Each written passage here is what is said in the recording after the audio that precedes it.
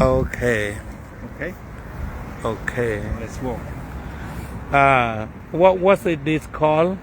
Lucerne. Lucerne. We are in Lucerne. Yes. What you call about this? Okay, I would like to start here. The Lake Lucerne. Lake Lucerne. Okay. And what about that hotel? Wooden bridge is the Chapel Bridge. That's wooden bridge. Wooden bridge is How long? Oh. We can Did- see. We can see over there.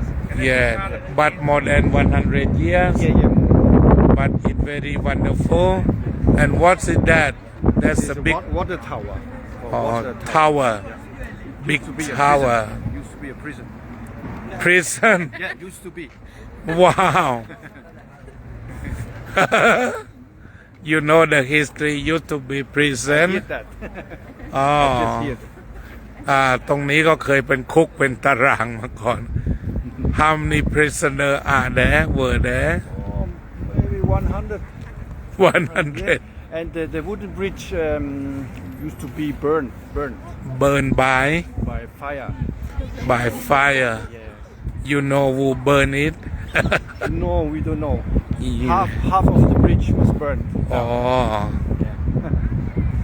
It's about more than 100 years, right? I guess it's older. Mm-hmm.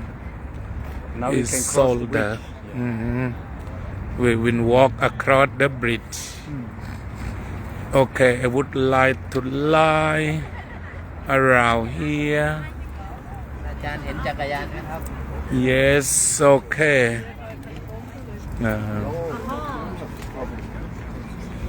ก็ขณะนี้เรามาที่ลูเซิร์นในประมาณเวลา 4 โมงเย็น ก็จะเห็นได้ว่าคนทั่วไปออกมาเดินออกกำลังกันอย่างหนาแน่น แล้วก็ส่วนหนึ่งที่ทำให้ประเทศของเขาไม่มีมลพิษ อากาศสะอาดก็คือมีการขี่จักรยาน มีจักรยานเป็นพันคัน จะจอดจักรยานแล้วก็พากันเดินนี่เราก็จะเจอสถาปัตยกรรมที่เป็นหินเป็นส่วนใหญ่อันนี้ก็เป็นคำตอบว่าใช้จักรยานกันให้มาก แล้วก็รถก็ส่วนมากเป็นรถไฟฟ้าก็นำมาฝากท่านสาธุชนอันนี้เป็นคุกเก่าเป็นคุกเก่า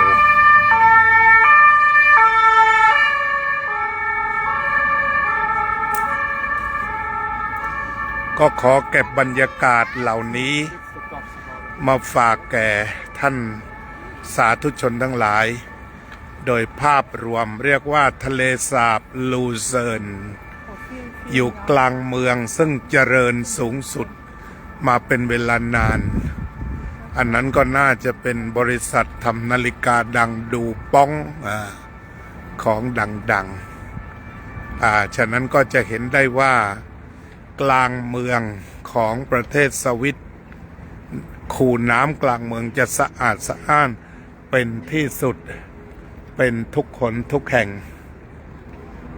เจริญพรก็ขอเก็บภาพสดๆให้ท่านสาธุชนได้ดูสั้นๆแค่นี้ก่อนแล้วก็จะเดินทางต่อไป